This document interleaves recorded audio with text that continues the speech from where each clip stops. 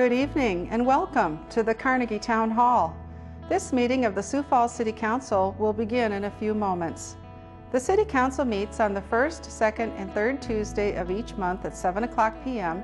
and serves as the city's policy-making and legislative body. Each meeting is governed by Robert's Rules of Order unless those guidelines conflict with city ordinance or charter. City Council meetings offer an opportunity for citizens to speak directly to their elected representatives. Those in attendance are invited to address the Council during the public input segment at the beginning of the agenda. At that time, any issue that is not subject to formal action later in the agenda can be addressed. Testimony that concerns a resolution or an ordinance's second reading is only allowed when those specific agenda items are being addressed by the Council. When addressing the Council, citizens should speak directly into the microphones at the podium and state their names for the record after being recognized by the Chair. To accommodate and respect all viewpoints, citizen comments are limited by ordinance to no more than 5 minutes each. Comments should be respectful and focused on providing new information that will benefit the Council's deliberative process. The Chair reserves the right to limit the number of speakers. City Council meetings are broadcast live on CityLink and online at www.siouxfalls.org. Information regarding the City Council, its committees, meetings, briefings, and members is available by visiting www.siouxfalls.org/council or by calling the Council office at 605-367-8085. Thank you for your interest in Sioux Falls City Government.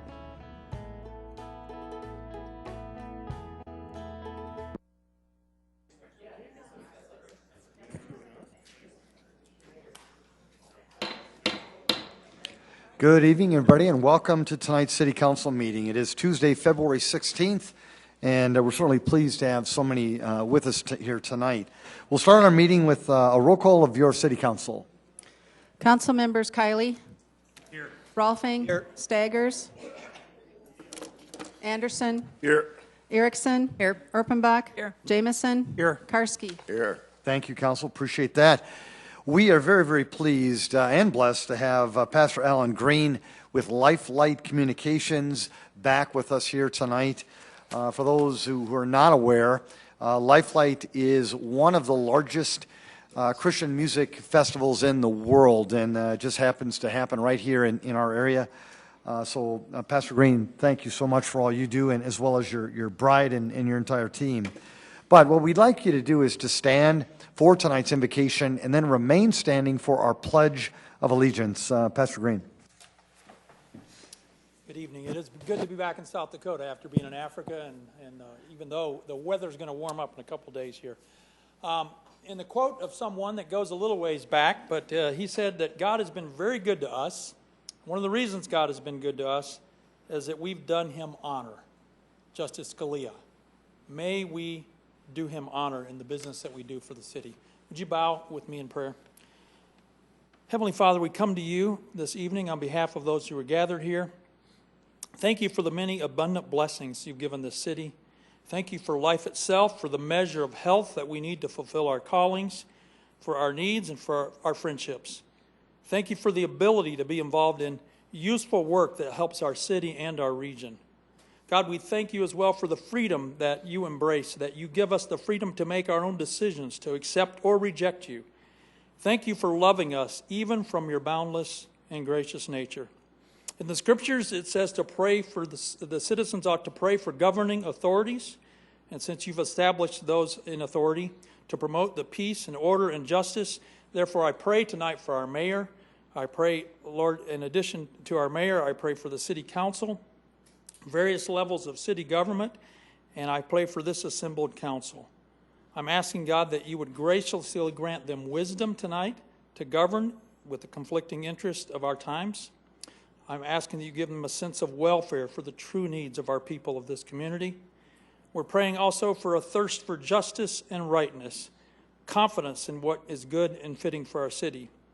We also pray for the ability to work together in harmony, even when there's honest disagreement. And we pray for peace in all of the lives here tonight, both personally and in our city. I pray for the agenda that's set before us tonight. Please give us assurance that it would please you and it would benefit those that live and work here in this great city of Sioux Falls. We pray all of this in your blessed name, in the name of Jesus. Amen. I pledge allegiance to the flag of the United States of America and to the republic for which it stands, one nation, under God, indivisible, with liberty and justice for all.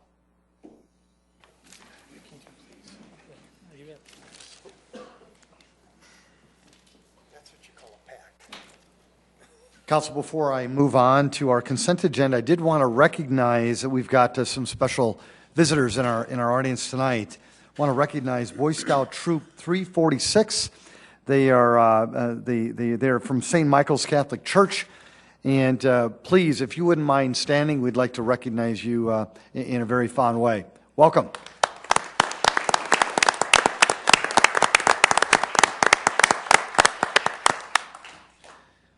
Thank you so much, Boy Scout Troop 346. We appreciate it. Council, move on to our consent agenda. Move to approve. Second, Erpenbach. Councilor Karski's made a motion to approve our consent agenda, seconded by Councilor Erpenbach. If there are no comments, motion? Or no, we get that. Roll call vote, please. Thank you. Sorry. Council members Kylie? Yes. Rolfing? Yes. Staggers? Yes. Anderson? Erickson? Yes. Erpenbach? Yes. Jamison? Karski? Yes. Council, thank you. That is passed 8-0. Now our regular agenda. Council, any motions or changes to that? Move for approval, Anderson. Second, Karski. Councilor Anderson Jr. has made a motion to approve our agenda tonight, seconded by Councilor Karski. If there are no changes, a roll call vote, please. Council members Kylie? Yes. Rolfing? Yes. Staggers? Yes. Anderson? Yes. Erickson? Erpenbach? Yes. Jamison? Yes. Karski? Yes. Thank you, Council. That is also passed 8-0. Folks, it's now our public input part of our meeting.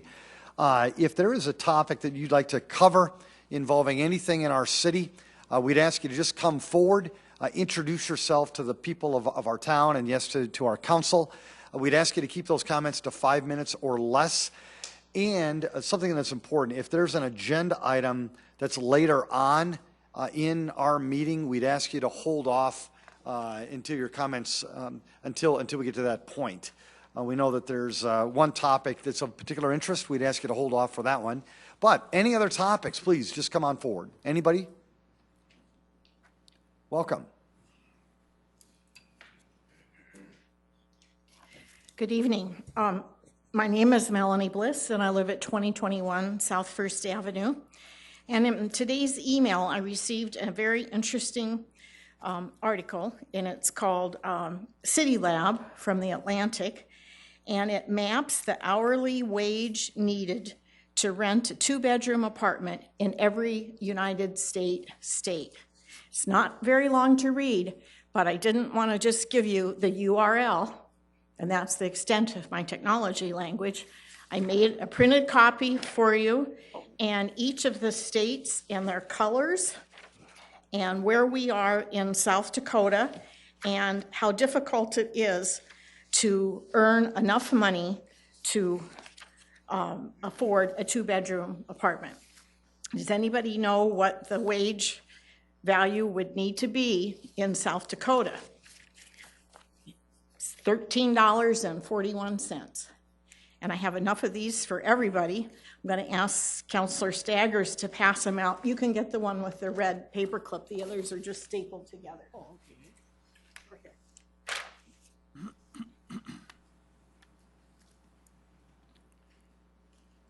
Melanie, thank you very much. Appreciate that, and thanks for your stewardship as well.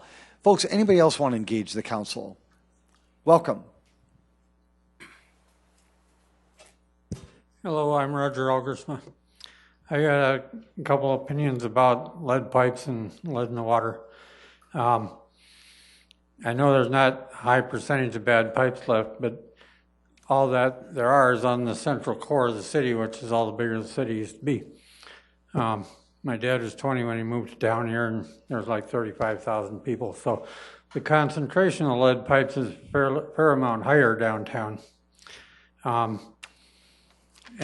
according to the paper, 20% of them aren't used probably, you know, you pave a parking lot and those pipes are sitting there, and those pipes don't have water going through, so they're not getting coated with a calcium carbonate or whatever it is.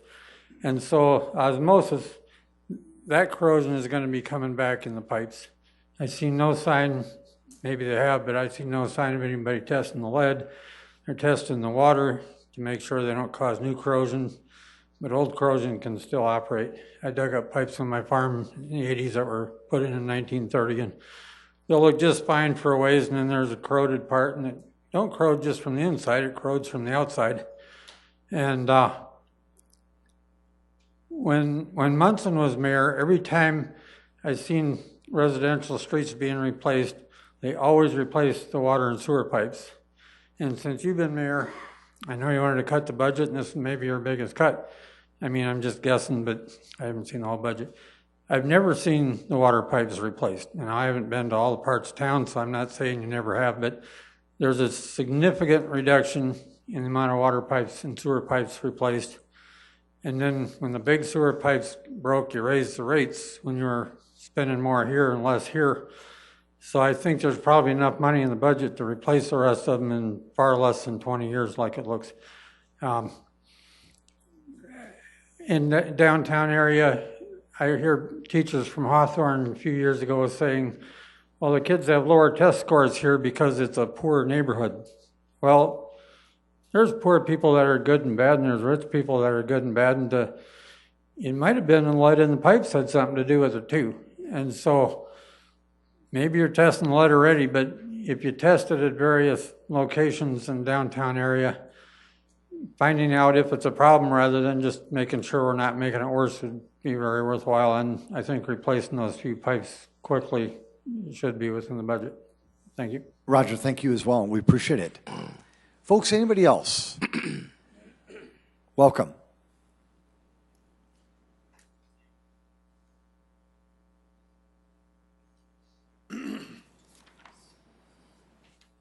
Tim Stanga, Sioux Falls. Had a few people tell me that last meeting, somebody came out and said that most of the time when disabled people or people that are retired always get a raise in their Social Security, or Social Security did not get a raise last year. They kept it at 0. Medicaid went up. So not only did they have to pay, they didn't get a raise, they have to pay. 2, I want to let the citizens of Sioux Falls realize that there are 4 vacant seats that are coming up for the city council. We need people to get out and vote. We need people to get out and vote for people that want to run and that want to be on the city council for a reason. Not to be paid to be able to come up here and vote yes all the time. I think that we need a city council that is going to be there for all people, not just special people. When it comes down to electing a mayor in 2 more years, we need a mayor that's going to be there for everybody, not just a select few. Thank you, Tim. Appreciate those comments. Welcome.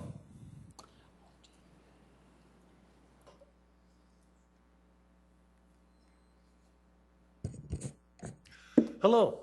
You probably know my name by now. I'm David Zokaitis, and continuing my long analysis of police-civilian interaction. There's some good cops out there, and then there are some that do their best to be, let's say, belligerent and domineering. And the question is, what kind of social, political, and cultural things prompt belligerents in police officers? Well, for tonight's component part of this problem, we're going to talk about New York City for a little while, and then maybe even South Africa. Racism has an influence in the attitude of police and the rest of us. If you go to New York City, you might have heard about their stop and frisk policy that they had in place for decades. This allowed police officers, predominantly white, to go into predominantly black neighborhoods without a warrant or suspicion or probable cause, and stop black people, and maybe with, take out your guns and make the stop more belligerent, and than to search the black people with no particular provocation. Stop and frisk. Now, if you're one of the black people that got stopped and frisked, you might consider the police officer to be, I really kind of hate to use this terminology, but you would reasonably call those police officers to be white, racist pigs. I mean, it fits. They're stopping you and being jerks to you without provocation. But if you were one of these black people who got stopped, you might try to figure out how big the problem really is. And if you did that, then you would discover that the scope of the problem is really quite large, because multiple layers of government and multiple organizations have to condone this practice to allow it to continue. So, if you complain to the police department and they don't care, well, they're in on it, and the city council in New York City had to approve it, and the county government and the state government and even the national government. Any of those organizations could have stopped this policy if they chose to do so, but they didn't for some reason. Okay, so now let's go off to South Africa and try to figure out what role racism had during apartheid. That was a system of government down there that allowed a select white minority to rule a much larger black majority. And one of the components of this rule was to give the different tribes different levels of privileges and different levels of responsibility. And what this would do is help to drive tension between between the different black groups, and to help distract them from what the white overlords were doing. And if you want to keep somebody under control, well, divide and conquer. So in South Africa, during apartheid, racism was part of the system of government meant to keep black people poor and under control, keep them divided, keep them afraid. So now if we come back to the States, and if you look around, maybe at Fox News, for example, you hear about all manner of fears we're supposed to have. There's Hispanic murderers coming across the borders. ISIS is this horrible disaster trying to blow up every American. And there's also other fears that we've promoted in this country for quite a while. There's this war on drugs and the war on crime and the war on terror and first war in Iraq, second war in Iraq, and a lot of wars, a lot of fears, a lot of fear-mongering, a lot of internal tension that people try to promote. Well, one of the problems with fear is it tends to make people want more control, and it tends to make people a little meaner. Racism, if it's officially propagated in places where it shouldn't be, can help to keep the peasants, that's us, under control, can help to keep somebody else in control, and it can help to promote fear among police so that when they do interact with civilians, they don't do it as nicely as they would in a more benign context. So anyway, that's tonight's discourse, and it's about one component of our culture that negatively influences police-civilian interaction. And I'll come back later with another topic. Thank you, David. Folks, anybody else want to engage the council on any topic? Thank you. Item 23. Item 23 is the transfer of a 2015-16 retail malt beverage license from Cobra Ventures LLC, Knights of Columbus, 315 North Summit Avenue, to Summit Events Hall Incorporated, Summit Events Hall, 315 North Summit Avenue. 24, new 2016 retail wine license for Summit Events Halls Incorporated, Summit Events Hall, 315 North Summit Avenue. Item 25, transfer of a 2016 packaged liquor license from Freedom Value Centers Incorporated, Erickson Value Center, 2601 West 12th Street, to JAMBE3 LLC, Erickson Value Center, 2601 West 12th Street. 26, transfer of 2015-16 packaged malt beverage license from Freedom Value Centers Incorporated, Erickson Value Center, 2601 West 12th Street, to JAMBE3 LLC, Erickson Value Center, 2601 West 12th Street. 27, transfer of 2015-16 retail malt beverage license from Kathy Alekiewicz, Backyard Grill, 3705 Southwestern Avenue, to BYG SF LLC Backyard Grill, 3705 Southwestern Avenue. 28, special one-day wine license for Sioux Empire Safety Village to be operated at Vance Thompson Vision, 3101 West 57th Street, for a fundraiser on March 3rd, 2016. Item 29, special one-day malt beverage and special one-day wine licenses for Sioux Falls Jazz and Blues Society to be operated at Yankton Trail Park, 3901 South Minnesota Avenue, for the Jazz Fest on July 14 to 16, 2016. Good evening, Jamie. Good evening, Jamie Palmer with licensing. Item 23 is a simple transfer of ownership. Item 24 is in addition to that, they would like to add wine for that business. Item 25 and 26 are transfer of ownership for one location.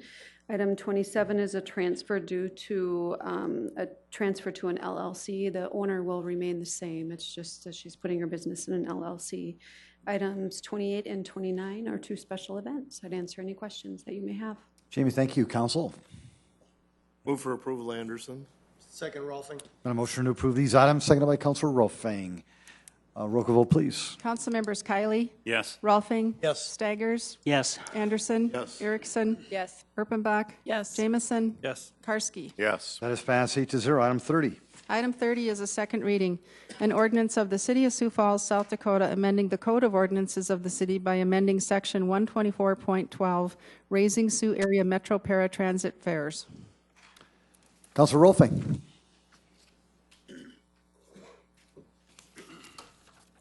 Thank you, Mayor and fellow council members. I'm Rex Rolfing, Councilor at Large, just to identify myself. Wanted to give you a short presentation again about the bus paratransit fare increases that were proposed and are on second reading right now. Little background, since 1996, transit fares have avoided rate adjustments to keep up with expenses and inflation. This began to change in August 2015 when the City Council approved increases to fixed route fares, but amended out the proposed $1 increase in paratransit fares. In October, an internal audit report that was done by the City Council was presented to the city. One of the recommendations was a 50% increase in the paratransit fares from $2 to $2.50, not the full $1. First reading tonight, or second reading tonight, this ordinance would adopt that 50-cent increase.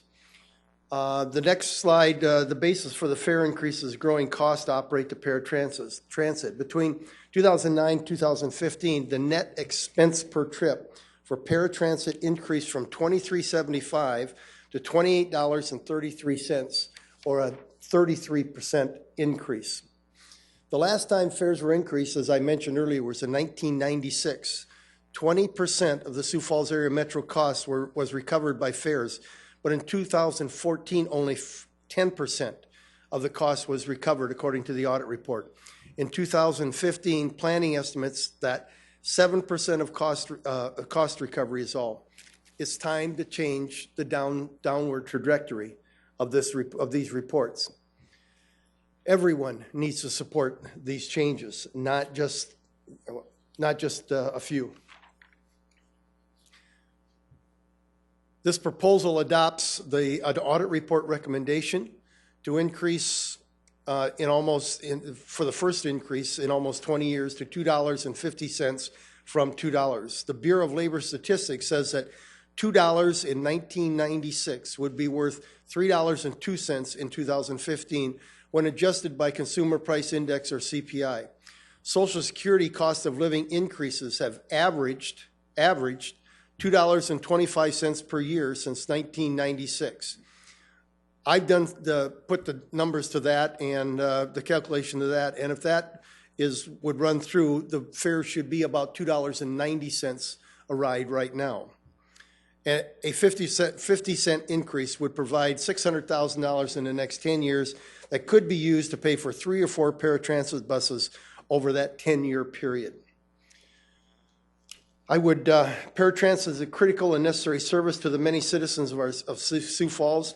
As stewards of our taxpayers' dollars, we routinely look at other city services and adjust the rate schedule according to keep up with inflation. For example, water is a basic necessity of life, but we have routinely adjusted water rates to keep up with the expense and the inflation. Could you imagine if water rates were left at their 1996 levels? I ask you to support this schedule or this increase, and look forward to answer any questions that you may have. Councilor Rolfing, thank you very much. Folks, this is a second reading, and with that in mind, you have the opportunity to engage the council on this topic. Is there anybody who wanted to speak to this particular item? If there is, welcome. We just ask you to follow the same rules. Introduce yourself. Keep your comments to 5 minutes or less. And then one special request, and we do this all the time with these second readings. We would ask you, if possible, if you are going to testify, to provide some unique testimony with each person, if that's at all possible. The council will engage that even more and take that into consideration even more. But welcome, sir. It's good to have you here. My name is Brett Herbert, and I think most of you know me already. I don't know if it's good or bad, but I have a statement that I'm wanting to have my ad read. Thank you, Brett. Welcome. Thank you very much. My name's Don Glerbus. I'm Brett's dad, and I'm here to read his statement. Thank you. Paratransit is not just a ride for citizens of Sioux Falls who happen to have disabilities. It's a road to employment, church, friends, and self-worth. The transit audit provided no new information on paratransit fares. Everyone knows that more fare revenue and revenue period would benefit the entire transit system. Yes, paratransit fares have not been increased in 20 years. Speaking of 20 years ago, the population of Sioux Falls was 100,000, and now in 2016, it is approaching 170,000. 20 years ago, I attended John Harris Elementary School between Bonson and Southeastern Avenues on East 49th. There is still no bus stop anywhere near to John Harris, which puts it out of the ADA paratransit service area. I know an elementary school is not a priority for public busing. However, right next to John Harris is Laurel Oaks Family Aquatic Center and the Ronning Library. I do not understand why Sioux Falls always needs to build new when there is existing places that we do not take full advantage of. I believe that an increase in service area is more overdue than a fare increase is. As a public transit advisory board member, I voted against this fare increase, even though it was the recommendation of the Transit Task Force, because we have only seen the cuts and service limitations and have yet to see any improvements included in the task force report. One of the improvements included goal number 2 of adding $1.6 million to the fixed route system, along with a new bus route in southeast Sioux Falls. Rides from River City Transit for some individuals with disabilities that live outside of the ADA service area. A form of evening accessible bus service comparable to paratransit, allowing everyone to have a ride home after enjoying an event at our great event center was included in this report. I realize these things take time and would like to thank staff for their work to get the ball rolling on some of these projects. However, it will be a while before riders actually start benefiting from these improvements.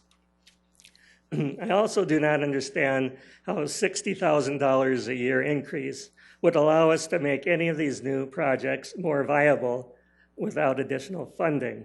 At our last PTAB meeting, we heard that individuals would happily pay more for better service, but did not want to pay more for a ride that they have to wait 2 hours for. I am against this paratransit fare increase. However, if you feel you must increase it, I request that you consider to at least match the revenues provided by the fare increase and put these funds towards improvements to the entire transit system. I am grateful for the $750,000 that the council has set aside for transit. However, this money will go to important replacements, and it needs to, without impacting any riders' experience at all. The discussion about raising bus fares, especially paratransit fares, has created a lot of hostility, and I believe that if you choose to at least match the revenue produced by the fare increase, it would be a great compromise and help everyone to move forward and make Sioux Falls the best city that it can be. Thank you for your time and service, Brett Clovis. First of all, Brett, thank you very much, and Don, thank you as well. We appreciate that. Folks, anybody else want to engage the council? Welcome. I have a few opinions both ways. Roger, could you just reintroduce yourself, please? Oh, Roger Algersma. On the one hand, my bus fare in the last 5 years went from $2 to go to Walmart and back to $6. But I have a bicycle. I have an option. And so I never came and complained when my rates went up. Now I go to Walmart. I'm a caregiver for an 87-year-old, and it costs me $6 to save the paratransit money when it's warm enough. She can sit at the bus stop. Otherwise, in the winter, she still needs something else. So it costs me a little. But and like Rex said, everything else goes up, and this in comparison is going down. That don't seem right either. I think those are the biggest problem are those that have a job. I read 10 years ago approximately that 42% of the disabled in this country have a job. That doesn't mean they're fully supporting themselves, but it's a job. And I don't know what percentage are getting paid. Maybe that was how many are paid. Some is volunteer.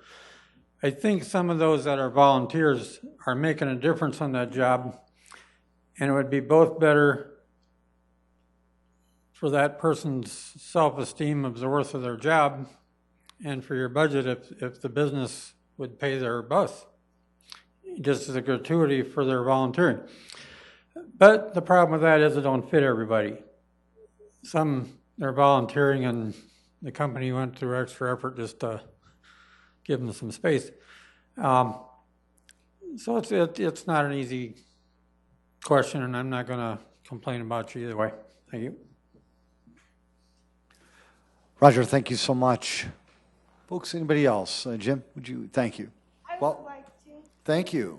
Thank you. Welcome. Good evening. My name is Kristen Wiley, Willey,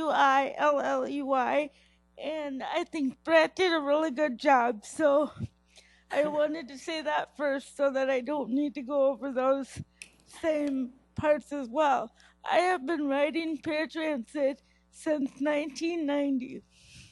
So I've seen a lot of changes over the years. I'm very thankful for the service. I can see good and bad to either side. And I just hope that whatever the council decides, they'll put lots of thought and effort into everything that Brett has said. And I just hope that we continue to have the service that we currently have. Thank you. Christine, great job. Thank you. We appreciate that. Jim, welcome.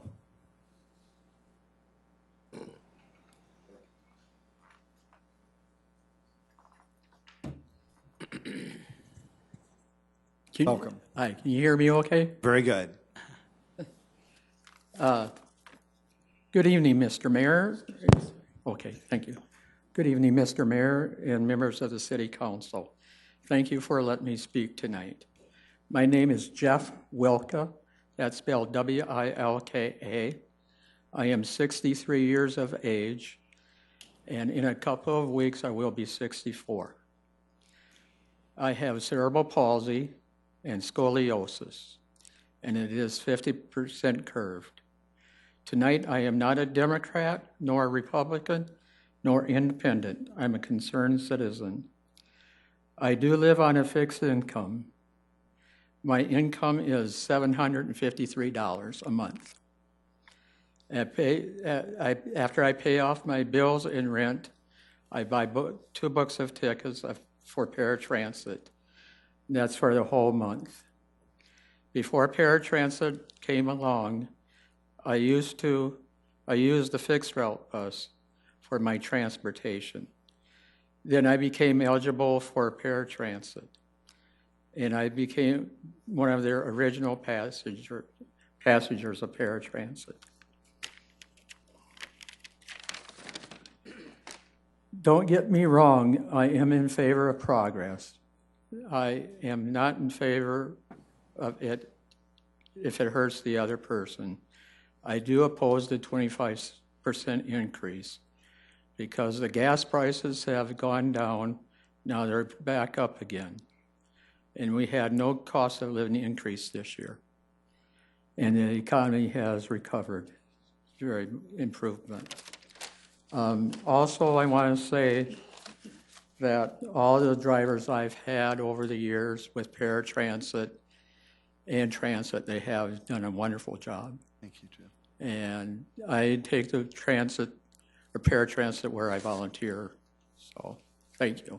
Jeff, thank you as well. It's great to have you here tonight. Thank you. Folks, welcome.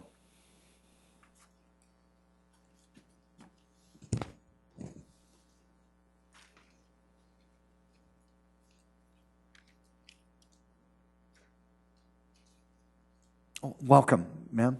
Please go. Yes. Thank you. My name's Lori Bohm. Thank you, Sioux Falls City Council members, and thank you, Mayor Huther. You're welcome. My name's Lori Bohm, and I actually don't live in Sioux Falls. I live in Crooks. I have a son who qualifies and rides the paratransit system here in Sioux Falls. He has autism. He lives on a fixed income of Social Security and Social Security. He loves being independent, and I'm so thankful that you provide paratransit so he can ride. If he could, he would ride the regular bus, but he doesn't have the executive functioning to ride the bus. I think Sioux Falls is a wonderful place to be, and it's a great city, and I'm very proud of Sioux Falls. And I tell people that I'm from Sioux Falls when I go other places because they don't know where Crooks is. As a mom, and a soccer mom, and a hockey mom, I watch the paratransit buses, and they appear to not run excessively frugally and I know they can't run like soccer mom buses, vans, but it does make me wonder if maybe they could tighten their rides up a little bit when you have to wait 2 hours for a ride. That seems a little long, but I also see that if you pay a little less, maybe you wait a little longer. I do kind of wonder about the bike deal, counting the bike rides for the amount of money it costs. Then you're going to increase the paratransit rides. It makes me wonder. I also wonder about the kids that rode the bus for free last year. I think that's great that you felt you could give all the kids that got free rides last year free rides. But maybe they need to have a little skin in the game too. Maybe they need to pay a dime or a quarter. But when you have somebody on a fixed income, 50 cents is a lot of money if you're going 2 rides a day. I, like my grandmother, try to find a way to make a compromise. And I guess I would offer to you an option of maybe 10 cents a ride a year over the next 7 years, or maybe something less than 50 cents, and stair-step it in.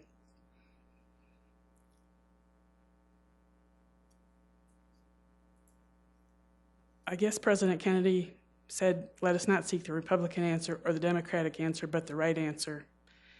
And that's your job, to find the right answer, to fit the budget, to find the right answer to help everyone that rides paratransit and to ride the buses. I guess the one thought I would like to leave you with is, before you vote on this and increase the paratransit rides to whatever degree you feel appropriate, think about what your mother would say. What would your grandmother say? I know you have to meet the budget, but do you have to do it at the expense of the people that are least available to afford it? What would your mother say? Thank you. Thank you, Lori. We appreciate that. Folks, anybody else want to engage the council? Welcome.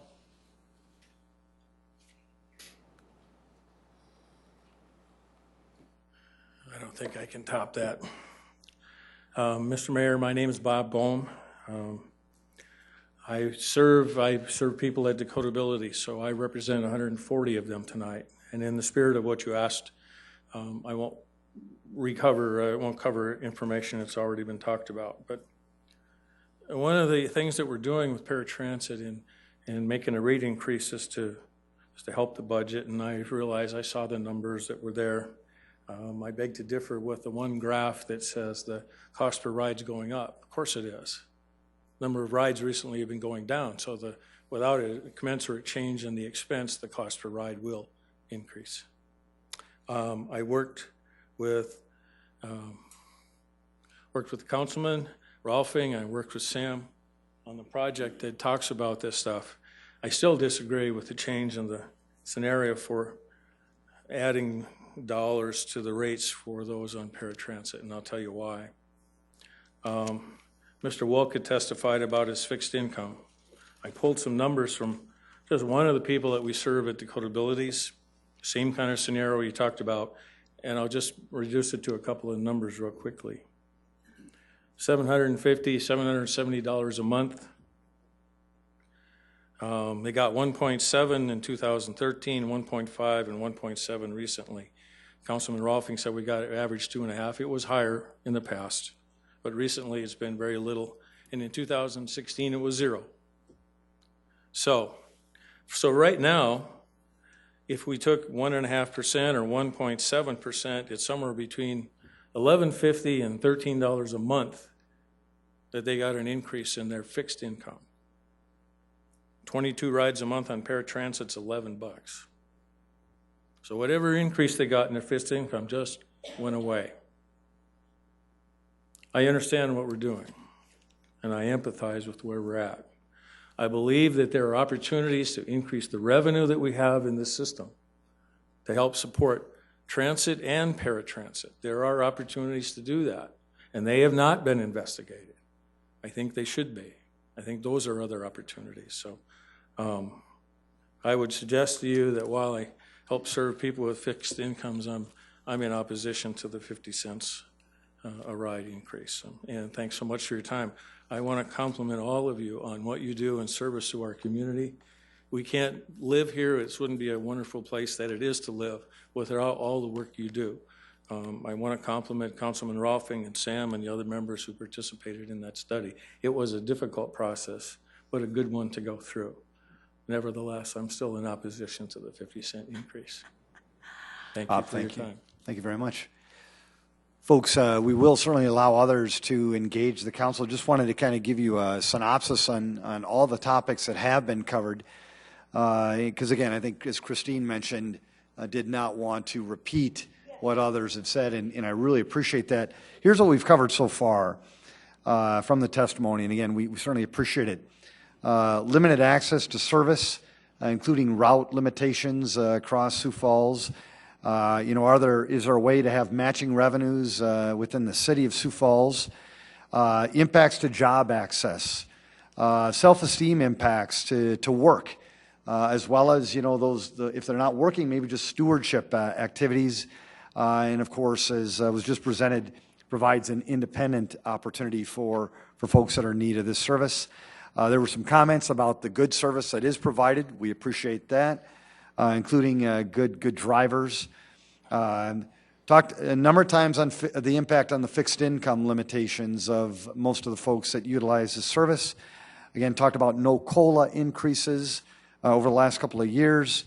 Are there other means within city government? Can we reprioritize our spending habits differently in the spirit of finding more money for paratransit? Versus spending money on other things within government. Can we work to find a compromise, such as a step-up approach to these fees versus just a 50-cent increase?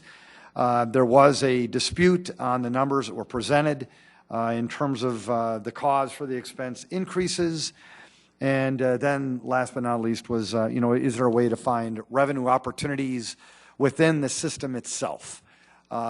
So that's where we're at so far. If anybody's got any unique comments, I'd love to hear them. Welcome.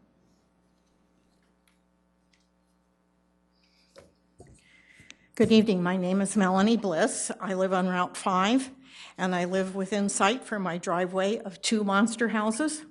I have been a resident of Sioux Falls since 1985, and for nearly 14 years, I've been an advocate for the marginalized in Sioux Falls. Years ago, when I was on the school board, Dakota Abilities was encouraged by our city to build smaller dwellings throughout the city. So they did. Now these same buildings are outside the limits of paratransit. People who are already on the paratransit service will be grandfathered in to continue the services. But new people who are not presently being served will not be able to receive services, even if they live in the same Dakota Abilities households. Visually, at the many PTAB meetings that I have attended, the persons in wheelchairs and walkers are quite young, with another 50 to 60 years of life expectancy. And you will still be driving 2 tiers or 2 territories of paratransit routes for the next possible 50 to 60 years. Recently, I learned that the Project CAR program will expand to give paratransit riders a ride through Project CAR, a nonprofit church-related program.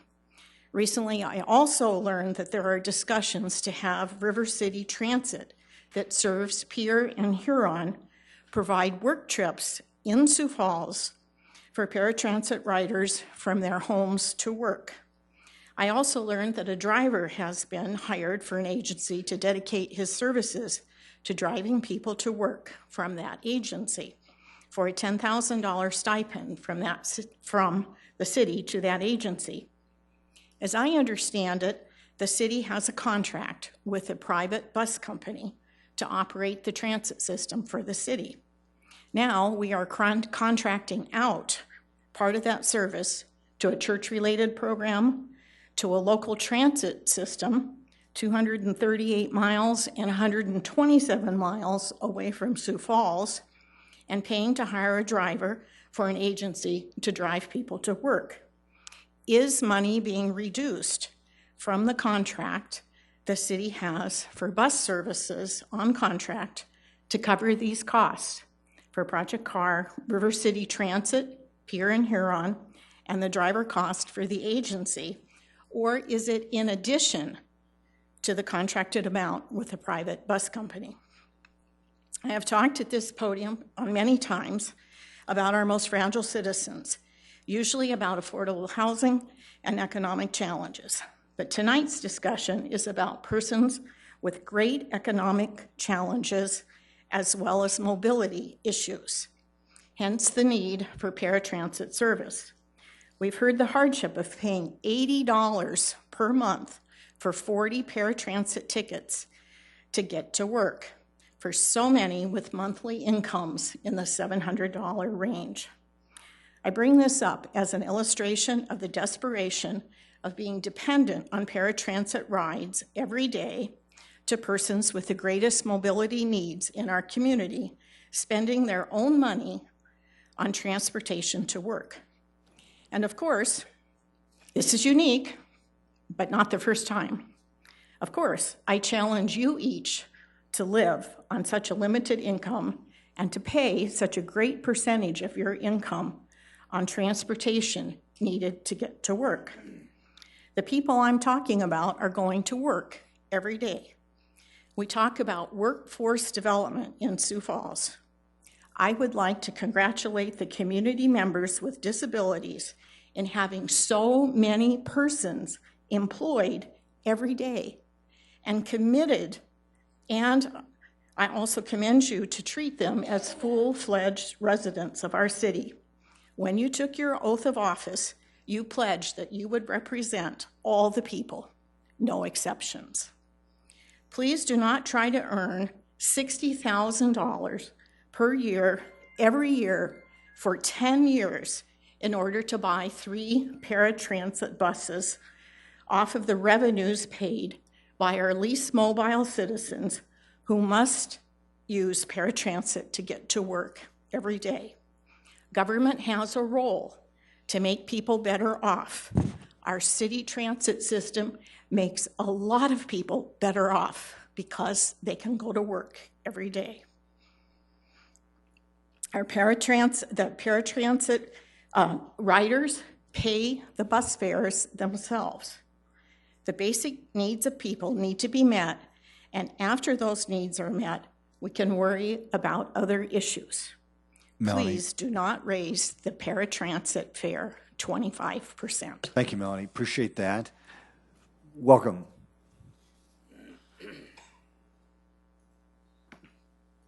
Good evening, Mayor, Council. For the record, George Hahn, lifelong resident of Sioux Falls.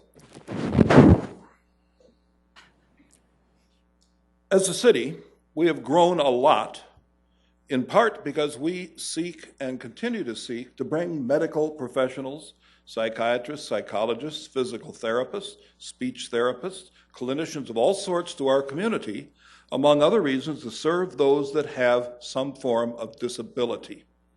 They are here because we have drawn them here. They cannot receive the care anywhere else in South Dakota that they can in Sioux Falls. So we're bringing people here. They are gainfully employing many people in the medical, psychological, physical therapy fields who are great employees. I've sold many of them homes in my capacity as a realtor.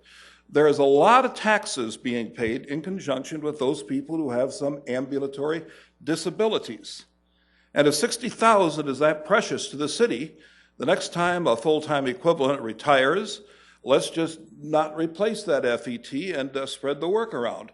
Or, in order to save money in the future, let's consider telecommuting. Every bank, every financial institution, every large insurance company in this community has thousands of people who telecommute. Saves a lot of money, saves a huge amount of money on childcare. We have ways to conserve funds in many, many areas. We need to expend money toward the paratransit, and we don't need to raise the rates on the most fragile people in our community. My mother was here at age 100. She would tell you that she would be embarrassed to vote to increase paratransit rates. Thank you for your time and attention. You bet, George. Thank you. Folks, anybody else have a unique comment on this topic? Welcome. Bruce Danielson. So much has been covered, and I won't go over it. I do find it disingenuous to have it summarized halfway through to try to convince these people that have worked very hard to get here, spend a lot of money to get here. It's difficult for people who are disabled to make these kinds of trips. Some of us, most of us here that are here all the time, drive here, and we're able to get around easily. I've been to events in this city with my disabled sister and wheelchair-bound friends, and have lifted people in and out of cars that don't have the ability to use paratransit. And we go to events, and when we get to the events, we find the paratransit vans sitting idling in parking spots that should have been left open for those handicapped people. But no, we pushed. A year ago, I actually took my friend and my sister, to an event out at the event center, and had to go through the snowdrifts in a blizzard to get into the event because the paratransit vans were plugging up the handicap spots. Now, I understand the handicap vans really need to be somewhere, but no driver in it, they're idling, and they're in there watching the event. And I think that's wrong. There's so many things with the paratransit system, as I've worked with my disabled friends and my sister, that it's so lacking. We have a management system from out of state that you're getting $60,000 more to them, and what's that going to entail? That's profits leaving the state to go to the out-of-state owner. I agree with the statement earlier about this. It should be stepped increase. Why jump it all at once? There's an antiquated booking system that requires the people in these wheelchairs and walkers that have to go to Lewis Drug or someplace that is difficult for them to get around to just get it. Why can't we have a web-based system where they can just order the tickets and get it online? But you can't do it. We're getting ready to print out another Parks Department brochure. And it's extolling the virtues of our park system, and we're going to spend over $80,000 for this brochure. And what's going to happen to this brochure, it's going to end up getting opened up, going to get put into the garbage, going to go to the landfill, and we've spent $82,000 plus probably $30,000 to mail it to everybody. And what's that going to accomplish for anything? There's $110,000 that could have actually been cut out of the Wasteful Parks Department bill. And we could be putting that into these types of services. So there's so much waste that's involved with our current BUD system in this town, including the paratransit. I believe in the paratransit system, but I see that we're farming out more and more jobs in this town to contractors, and we're paying out-of-state companies to manage these things. When don't we have good city employees that can manage a bus system? It's pretty elementary. Thank you. Thank you, sir. Folks, if there were unique comments, the latest that I've got with the last four that have given testimony involve, we are drawing citizens in Sioux Falls that have some special needs, but this creates actually a positive economic development impact, as well as maybe some workforce needs that we have as well, which is good.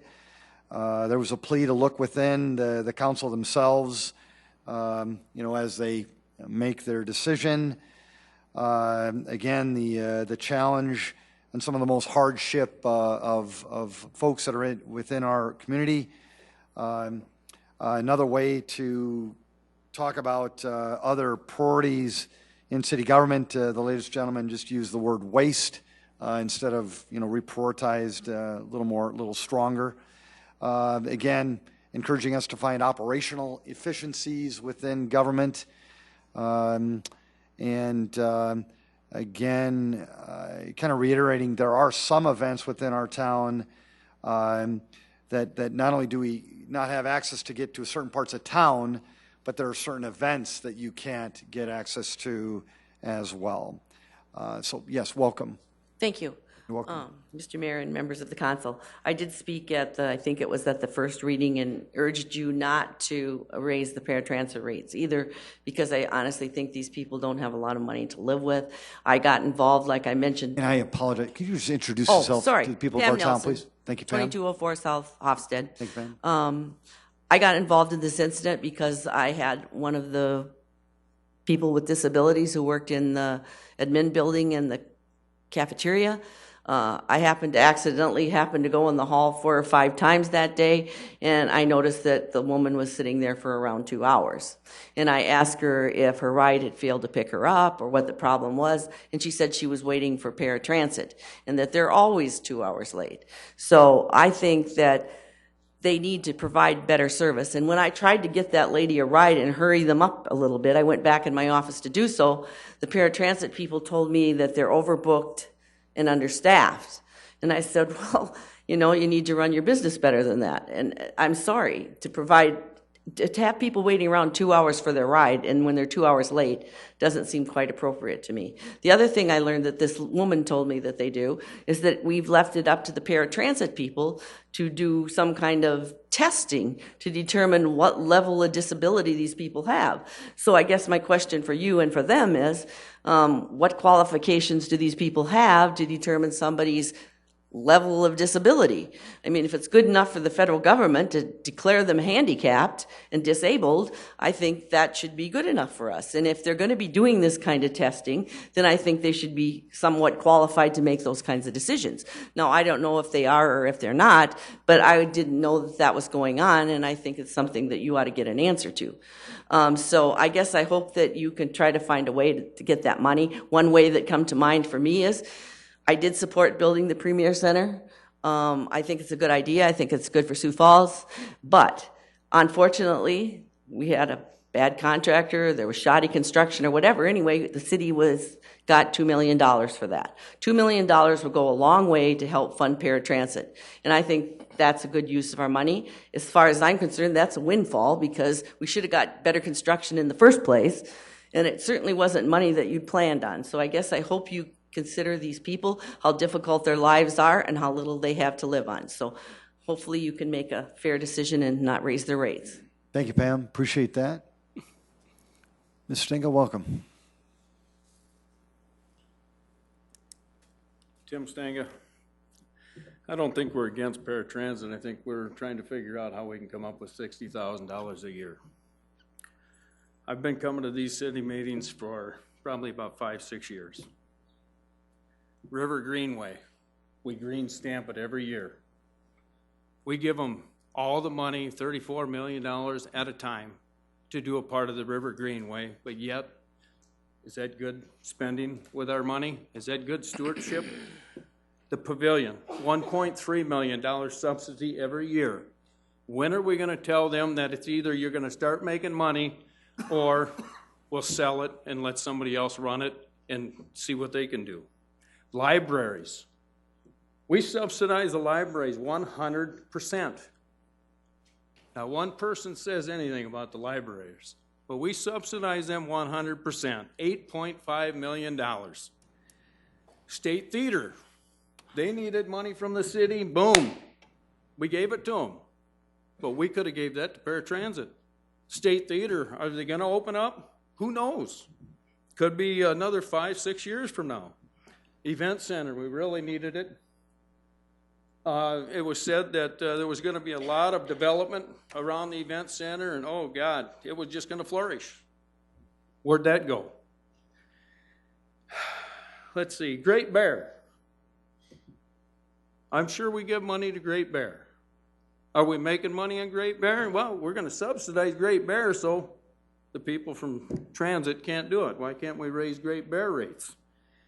Downtown parking on Main. They decided that we needed more parking downtown. What'd we do? We gave them downtown parking, and not only that, we gave them free parking. Yes, there is no meters on Main. That's the citizens of Sioux Falls money. That goes into a fund to show us that, one, we don't have to pay for the parking ramps and whatnot. I understand that. The Orpheum Theater. I'm sure we pay money on the Orpheum Theater to keep that running. But yet we can't come up with $60,000 to fund the transit, to fund paratransit. Let's see, what else is there? The swimming pool, indoor swimming pool. And even the outdoor swimming pools. I think it was like $1.3 million we subsidize on the outdoor pool. Indoor pool, well, boy, it's going to be a tough one, but it might be $2 to $3 million subsidy on that because nobody knows how many people are going to use it to begin with. So when we say that we're good stewards with the citizens' money, I beg to differ. Thank you, Tim. Appreciate that. Folks, sir, welcome. Thank you. My name's Don Glerbus. I just have a comment. This is a very serious and a very emotional issue. In fact, it's such an emotional issue that last August, this very council voted unanimously not to raise the rates. It wasn't a dollar proposal, but that was voted down, and it was voted as no increase. And here we are only 6 months later, and here we go again with another proposed increase. I would have liked to at least seen that last a year rather than start working on it, maybe 2 or 3 months after that unanimous vote to again raise the rates. Thank you. Thanks, Don. Folks, I really appreciate the testimony tonight. We've covered a lot of topics. I think it's been very, very broad. It's been good, and it's been professional. So thank you for that. Appreciate that, and respectful. Council, I'm now going to put it into your hands. Questions or comments?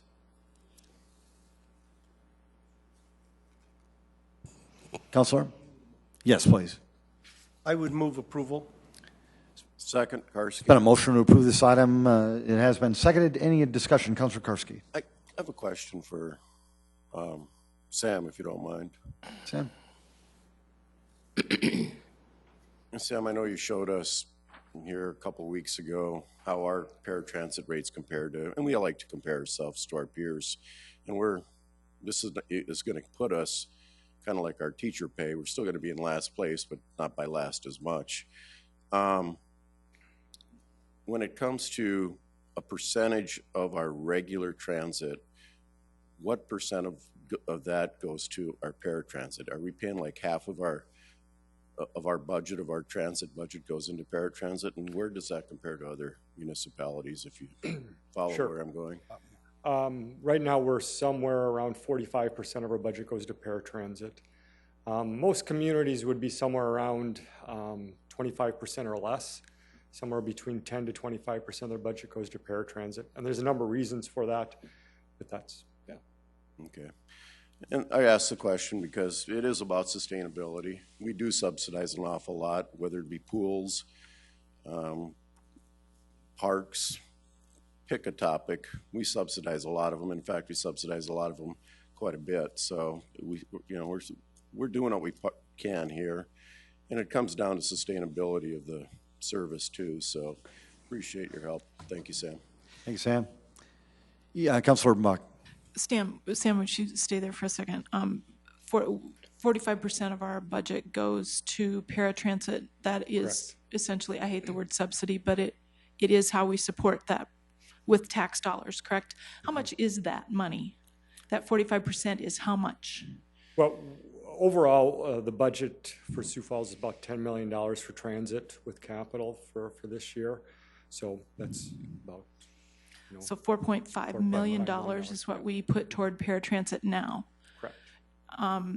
How much of, most of that is city tax dollars, correct? Or is there some of that's federal dollars? Some is federal dollars. We receive about $2.6 million in federal operating dollars. We receive a little bit of capital dollars, even though that's come down of recent, but the rest of that would be, and the little bit of revenue we get, which is about $1 million a year in revenue, whether it's paratransit fees and fixed route fares. And then the rest is city. So we are already paying a huge amount in local tax dollars. And there's some federal money, but there's local tax dollars already going into this programming. Could I ask one more question, Mr. Mayor? Counselor. Because the City Council did a great deal of study on a transit system for the entire community, and this is just one very small step that came out of that plan. My question is, one of the things that came out of that work group was the idea, and someone referred to it, the River City Transit Organization coming to Sioux Falls. I understand they're a nonprofit. Can you explain to us when they're coming and how will they be funded then? What we're doing with that, it's a pilot project in River City. Yes, it is a nonprofit. We're going to, in part, that's being funded out of city funds are doing about $7 a ride, where typically the paratransit rides are about 28 now. Then we have a federal grant that's helping to pay this, most of it, the other half of this, the other half of the trips, and then there's a little bit of a fare, which is about $2.50 fare. And they'll be doing the work trips, about half of them with Dakota Ability riders, and the other half of Lifescape work trips. Do we know when that will start? Yes, in May. Thank you. I do have a comment, Mr. Mayor, but when the time is right, I would make that comment. Thank you. Councilor Anderson, Jr. Sam, might as well stay up here. I guess we're going to continue here. Sam, let's talk about the history of paratransit and the contributions that the city makes to the paratransit. How have we increased that over this 20-year period? Well, you're talking about the contributions that the local taxpayer? Now we're saying $10 million a year. Mm-hmm. What were we at 20 years ago? Well, that's a good question. I don't know exactly, but I suppose we've probably increased, I would say it was at least $4 or $5 million over the last 20 years. So the city has been working at and taking care of the lion's share of the budget for paratransit or our entire transit facility, correct? Yes. How many, right now we're talking, we've heard complaints of 2-hour waits and that. How many rides are we performing a day for paratransit? Yeah, well, during the weekday right now, our ride level is up again, where we're providing around 550 rides a day. In what's going on there is we were hoping that paratransit rides were coming down as we were trying to prepare for increases in fixed route services this year. Unfortunately, what has happened is paratransit stayed high. We're trying to get River City in town, and that's some of the changes that have been taking place. So we're hoping, and we're hiring drivers again because of the unexpected increase, and that's what's going on there. If I may. And then let's talk about eligibility and how it's determined whether you ride paratransit or transit, and the reasons why. Sure. Well, very simply, the way it works with our transit system, and any transit system around the country, we look to make our transit system as accessible as possible right at the fixed route level. That's very important for many people in our community that want to use their fixed route. It's fully accessible. For anybody in a wheelchair, you'll see that the buses kneel or they have ramps. So we want to have that available, and that's required of us. Now, we also know even at that level that some people still don't have the ability to ride a fixed route bus because of the amount they have to walk or other things. So the way it works simply is if you're unable to ride a fixed route bus, then we have to provide paratransit. So we take people through an eligibility process for them to apply and for us to look at interview with an occupational therapist to see, because it's not whether or not they have a disability, but it's again whether or not they're able to ride the fixed route bus or not. And then with the number of buses that we have right now, are we doing about the maximum number of rides that we can do? You know, we're actually probably going above and beyond that. In some cases, we're bringing people off from their days off to drive the paratransit buses at this point. So we're staying away from capping rides because we can't cap rides. Okay. Yeah, we can't cap rides within our ADA accessible area. We have to provide the rides that people call in for the day before. So that's why we're hiring more drivers now. I have a statement for later too. Thank you. Councilor Staggers. Yeah, this evening we've been talking quite a bit about 50-cent increases in fares. However, another number I'm looking at, which you also mentioned, Sam, is the subsidy that we give for each paratransit ride, over $28. Well, yeah, that's the amount that it costs overall to the system, yeah. On average, $28 a ride. Okay, $28 a ride. So the subsidy is actually less than $28. Is that fair to say? The subsidy, I suppose, could be fair to say it's about $26 a ride. $26 a ride, okay. I'm glad, Christine and Jeff, that you came here tonight to give us your perspective on this. But also at the same time, I think some of the testimony that we heard tonight is the question of priorities here in Sioux Falls. I mean, I think most people would say that the cheaper we can keep the paratransit ride, the better. That's an important priority. But then we also have priorities dealing with subsidies for the Washington Pavilion and also we'll probably have a subsidy of the event center and things, you know. So a lot of this is priorities. But if we pass this 50-cent increase, I guess one concern I have is, are we going to provide better service? Because, you know, I've received phone calls about, you know, the 2-hour wait and things like that. And are we going to be using the $600,000 exclusively for the paratransit or not? Well, no, it goes into the transit fund, is it where it would go to, and certainly we would look at it being one piece of making this a sustainable system. That's what we really looked at as part of that Transit Task Force report that we're implementing as of now. And one of those implementations was to look at fares. One of the implementations was to also prioritize our services, like you were talking about.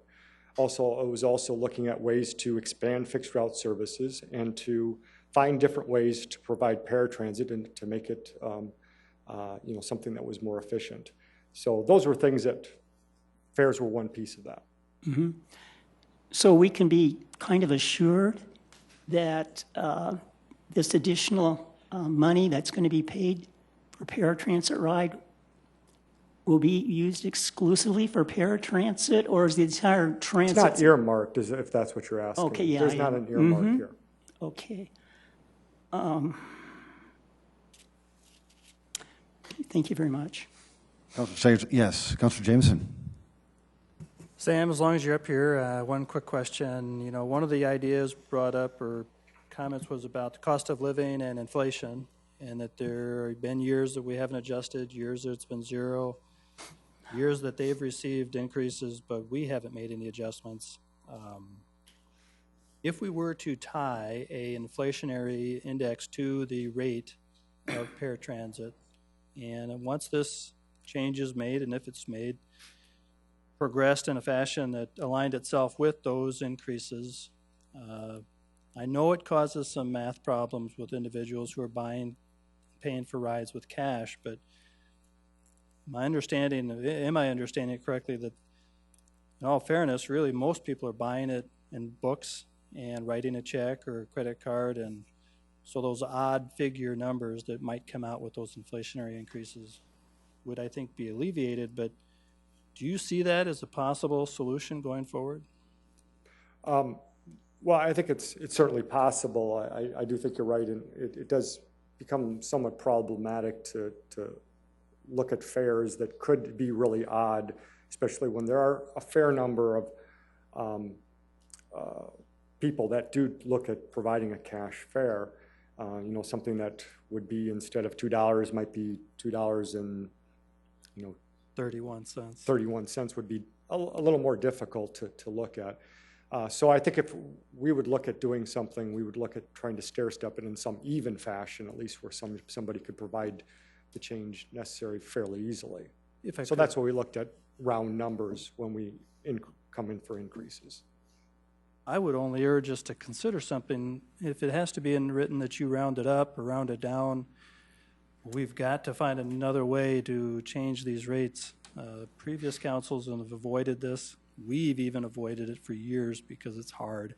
Thank you. And I think something like that needs to be considered strongly because it stays in relationship with their fixed income individuals, and it gives a relationship to why it's being increased, and it makes it accountable.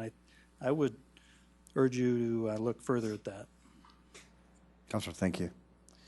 Councilor, great. We had some yes, Councilor Kiley. Sam, I do not have any questions for you specifically.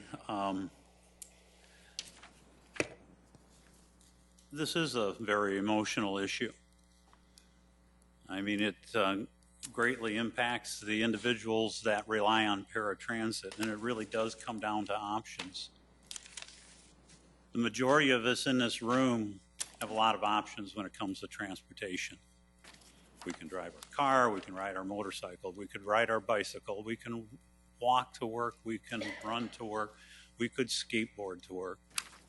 But for the individuals that are reliant on paratransit, they have one option. And even if it functioned at the highest level of functionality, it still would be inconvenient, especially when you would consider any one of us electing or selecting to use paratransit over our other means of transportation. So there is quite a difference, I think, between raising the rates on paratransit and rates on water usage and things of that nature.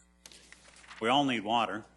All people require water, but our transportation needs do vary from individual to individual. And I know that we've talked about, I watched, even though I was absent last week, I did watch the proceedings last Tuesday evening. And by the way, it came through on my iPad very nicely. But, you know, so I understand that there are River City options and things of that nature, but I would like to see how well they work before I vote for an increase in paratransit. I would like to see fixed routes expanded. And I do know that we need additional funding to do that. I mean, you can see both sides of this argument.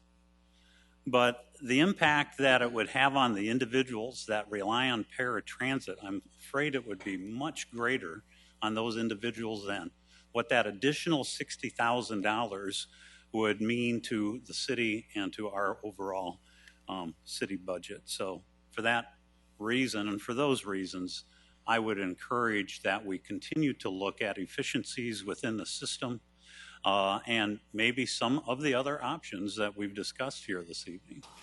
Councilor Mbach. I don't disagree with that. You know, this is one of those tough votes. It really is.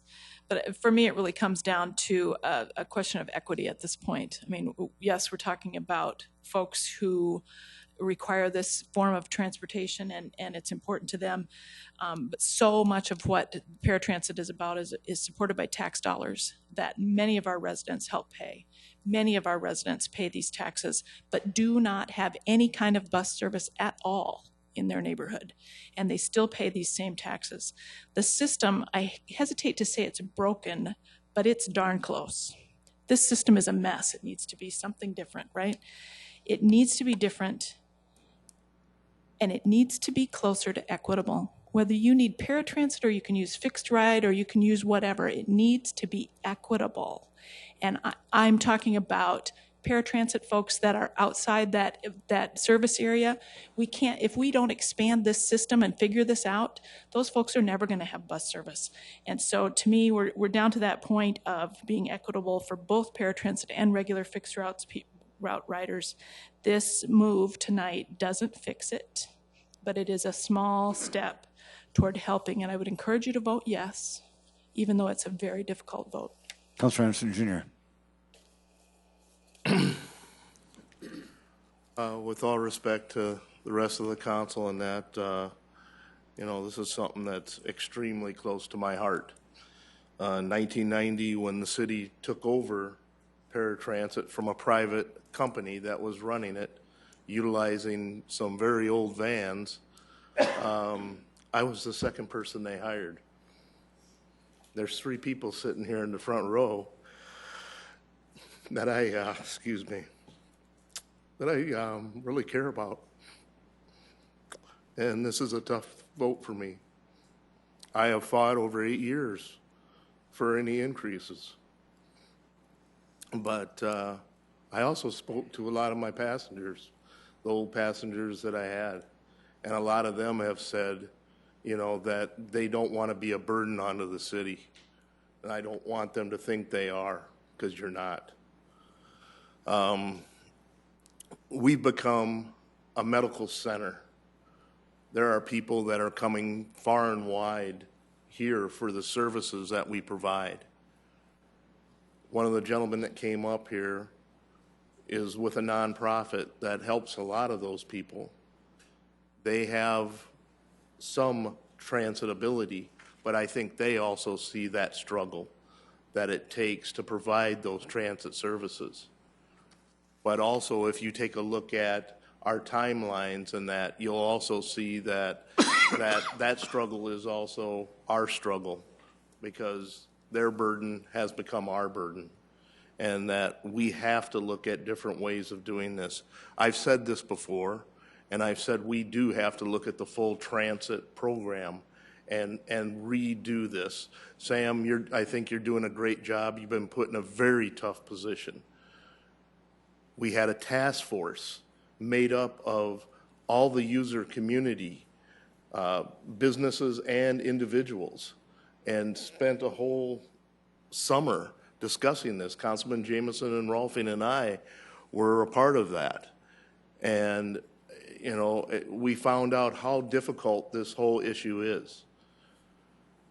But until, my belief is, until we get some buy-in from some of the organizations that benefit from the paratransit program, and I mean buy-in by dollars, that we're going to continue to have these problems. And as our city grows, those citizens who need the service and that, and we've got many emails from businesses and people who say they can't get transit service in their area. We have to take a look at this, and probably we're going to have to redo the transit system. But this rate increase is just a small portion of the overall problem. And the funds from this will assist us in doing capital purchases in the future that we're not going to get government funding for. So I am going to ask my fellow council members to support this. And this is not an easy thing for me to do, but it's something that I think we have to take this next step. Thank you. Council, we've had a bevy of discussion on this. It's been covered in all different ways. Councilor Staggers. Yes, I have an amendment, which I happen to think of as people were giving their testimony. And I don't have the ordinance in front of me, but Tamara, the amendment would be revenue generated from this ordinance would be used exclusively for paratransit. It's not going to be used for anything else. It's going to be used for paratransit. I would second that motion. It's been an amendment to utilize the funds from this increase and have them earmarked towards paratransit, and has been seconded. Any discussion? Yes. Councilor. I would hesitate to vote for something like that in thinking that we're going to set a precedence that anytime something comes up, we would start earmarking funds all the way around for this and that and other things, and not we could circumvent our budgeting system if we do that. I think we're setting a wrong precedent in doing this earmark kind of thing, and I would urge you not to vote for that. Councilor Anderson Jr. On this, I'm going to agree with Councilman Staggers. I think we earmark a lot of things. Mm-hmm. Our entertainment fund is earmarked towards, some facilities. I think that we do have the ability to do this, and right now, for at least at this point in time, I'd encourage you to support this amendment. Councilor Buck. It's a feel-good amendment. We would do it anyway, but let's do it. Let's vote for it. Councilor Kiley. And I agree with Councilor Staggers as well, too. I mean, the presentation that was given last week and again today talked about what we could do with the $60,000 in buying 3 to 4 additional paratransit buses. So I feel very strongly that if this does go through, I oppose it, but if it does go through, it should be dedicated to paratransit services. Councilor Jameson. I have a question for Sam on just how you would manage, and I mean, you said earlier that the funds do go to the transit fund, and do you have a mechanism or some structure that you would carve off this section and only use it for paratransit? Well, we don't have anything like that now. I think typically, as Councilor Rolfing was talking about, we would look at it as part of the budget process, and if there was an earmarked set of funds, you would just take that into consideration as part of your overall budget process, because that's when you make the decisions about the level of paratransit, fixed route, how much capital you're going to expend. That's when those decisions are made. So, all right. Well, thank you. And part of the issue is correct. It is a feel-good measure.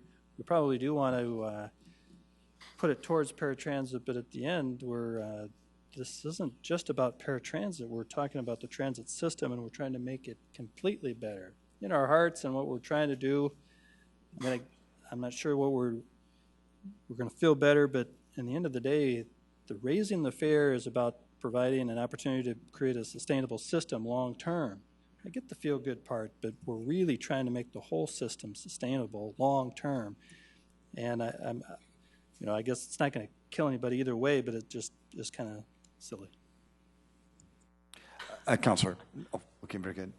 We are voting on the amendment. A roll call vote, please. Council members Kiley, Yes. Rolfing, No. Staggers, Yes. Anderson, Yes. Erickson, Yes. Erpenbach, Yes. Jamison, Yes. Karski. No. That is passed 6-2. We're now on to the amended main motion. A roll call vote, please. Councilmember Kiley, No. Rolfing, Yes. Staggers, Yes. Anderson, Yes. Erickson, Yes. Erpenbach, Yes. Jamison, Yes. Karski. Yes. That is passed 7-1. Item 31. Item 31, set a date of hearing and second reading for Tuesday, March 1st, 2016 at 7 o'clock p.m. for first reading. An ordinance of the City of Sioux Falls, South Dakota rezoning property north of East 69th Street, west of South Southeastern Avenue, and east of the railroad tracks from the CN Conservation RS Single Family Residential Suburban O Office RA1 Apartment Residential Low Density RA2 Apartment Residential Moderate Density RA3 Apartment Residential High Density and C2 Commercial Neighborhood and Streetcar Districts to the CN Conservation RD2 Townhome Residential Suburban and O Office Districts, petition number 3868, 2015, and amending the official zoning map of the City of Sioux Falls. The Planning Commission recommends approval. Good evening, Diane DeCoyer with planning staff. The rezoning petition before you, as Tamara read, is a rezone from conservation, various densities for apartments, to the RD2, which is townhome, and also for conservation and office districts for the allowed forms. Applicant is Clint Ackerman. The property is located north of East 69th Street and west of South Southeastern Avenue and east and west of the future South Tanner Avenue. The size of the parcel is 30.24 acres. The breakdown of that is 18 acres for RD2 townhomes, 1.35 acres for office, and 10.89 acres for conservation. The purpose of the development is for office and townhome, and also for conservation drainage areas. The property had previously been rezoned by a previous applicant. The current applicant has acquired more detailed drainage analysis of the property. Therefore, in lieu of the RA2 that you see in the northeast, they are providing conservation for those wetlands. Townhome development will also be provided in lieu of various density apartments. The RD2 zoning will also provide the necessary transitions from the commercial, office, and institutional uses to the east. And I can answer any questions you might have. Diane, thank you. Questions, Council? Yes, Councilor Jamison. Trying to shift brains here from that last vote, but the conservation area there seems pretty substantial. Maybe you said it and I couldn't hear you because I was thinking, but tell me why. It seems like quite a change. There is quite a change there, yeah, from what they had previously requested for zoning for RA2 medium density apartments. They did do more drainage analysis, and that area, and I've been out to the site, is wetlands. Okay, so it probably never should have been rezoned, so it is appropriate to leave that as conservation. The conservation on the west side had been used as a borrow pit, and that no longer is required. So it is being proposed to rezone for the RD2. Council, would anybody want to set a date, a hearing, and second reading for Tuesday, March 1st for this item? So moved. Thank you, Councilor Erickson. Thank you, Councilor Kiley. A roll call vote, please. Council members Kiley, Yes. Rolfing, Yes. Staggers, Yes. Anderson, Yes. Erickson, Yes. Erpenbach, Yes. Jamison, Yes. Karski. Yes. That is passed 8-0. Item 32. Item 32 is to set a date of hearing and second reading for Tuesday, March 1st, 2016 at 7 o'clock p.m. First reading, an ordinance of the City of Sioux Falls, South Dakota rezoning property at southeast corner of East Rice Street and North Bonson Avenue from the unzoned district to the I-1 Light Industrial District. Petition number 4035, 2016, and amending the official zoning map of the City of Sioux Falls. Planning Commission recommends approval. Diane? The applicant for this is Patty Knorr. She is with Merlin Roy's Paving. The property is located at the southeast corner of North Bonson and East Rice Street. Size of the parcel is 1.9 acres. The purpose is to zone old railroad right-of-way to light industrial, which is consistent with the adjacent zoning around it. So it previously had not been zoned. I can answer any questions you might have. Thank you, Diane. Council? Move to set the date to March 1st. Second, Erpenbach. Councilor Erickson, thank you. Councilor Buck, thank you. A roll call, please. Council members Kylie? Yes. Rolfing? Yes. Staggers? Yes. Anderson? Erickson? Yes. Erpenbach? Yes. Jamison? Yes. Karski? Yes. Council, thank you. This passed 8-0. Item 33. Item 33 is to set a data hearing and second reading for Tuesday, March 1st, 2016 at 7 o'clock p.m. First reading, an ordinance of the City of Sioux Falls, South Dakota, rezoning property at 1327 North Main Avenue from the RT1 Single Family Residential Traditional District to the C2 Commercial Neighborhood and Streetcar District, petition number 4038, 2016, and amending the official zoning map of the City of Sioux Falls. The Planning Commission recommends approval. The applicant for this, and excuse my pronunciation, Asmerit Katima. The location is at 1327 North Main Avenue. The size of the parcel is 0.15 acres. The purpose is to continue to utilize this lot as part of the existing service station, as well as to make improvements, specifically to get that area paved. The existing gas station or service station there at the corner, it's the same owner for that. It is no longer used as a gas station, but my understanding it is for a service station or repair shop. And that is how they'll continue to use the adjacent property once it's improved. I can answer any questions you have. Yes. Councilor Erickson. Can you flip back a map, please? Maybe the other way. Oh. There. Oh. Zoning? The one, the colored. Yes, there. So my little bit of concern there is we're looking at the single family, the RT1, Right. Mm-hmm. and then we're just kind of carving around it a little bit then again. This slide that you're looking at here is the site plan provided by the applicant. So the blue indicates the building of the service station. The green is the buffer. I think it's a 15-foot buffer yard to protect the single family to the south there. So is that considered one of the dots again that we're looking at expanding for the intersections? I know that we've talked about, we've had Mike Cooper in front of us talking us about, I don't know the right terminology, I guess, but there's been transition where we're starting to build around the intersections there. So is that considered that we're going to be seeing more commercial through that and transition? I don't think necessarily. I mean, there is some C2 that we typically keep at the corners. This particular parcel has always been used to park cars on, but it's been unpaved. So they are making the improvements to pave it and then park cars. But again, we're still protecting the adjacent homeowner with a buffer yard.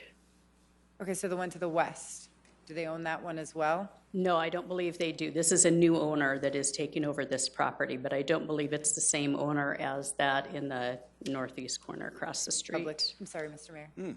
Has there been any public input as far as any concerns with any of the neighbors? No, there has not been any concern from the neighbors on this one. All right. I'll set the reading for March 1st, please. Second, Erpenbach. Thank you, councilors. Appreciate that. Councilor Anderson, Jr. Diane? Yes. Are they not supposed to have up rezoning signs? They did turn in a affidavit to our department that there were rezoning signs posted. I'm going to disagree with that. I drive Okay. by there almost every day. I have not seen a sign yet. Okay. My other concern is right to the west of it there, if we go back to right there. To the aerial. The small, nope, go back, right, the building right behind it. Oh, okay. It's zoned RT1, right? Yeah, all of that is zoned as RT1. That's a shop. That's actually a radiator, battery, electrical shop. So I And don't see we'll how that probably could should be. note that because, yeah, it shouldn't be, it could be with shaped places when that was zoned or identified. It was appeared to be a house in lieu of a shop. So that might have to be one that we would have to bring up to have that modified. And I guess I'm also going to want to know what can they actually do there under C2 because of the residential around there? They can do anything there for C2 that they could anywhere else for commercial retail, anything under 4,000 square feet. Could be an office, but again, because they are adjacent to residential, they would have to provide buffers. I guess I hope that the property owner will be here for the second reading to give us a little more information on what they're going to do there, please. Sure, we do request that they are here, so yes. Thank you. And I will verify that they did turn in their affidavit as well. A roll call vote, please. Council members Kylie? Yes. Rolfing? Yes. Staggers? Yes. Anderson? Erickson? Yes. Erpenbach? Yes. Jamison? Yes. Karski? Yes. Unanimous pass 8-0. Council, if there's nothing else, would anybody want a motion to adjourn? Adjourn. Second, Anderson. On a motion to adjourn has been seconded. All those in favor say aye. Aye. Aye. Opposed, nay. This meeting is adjourned. Make it a great night, Sioux Falls.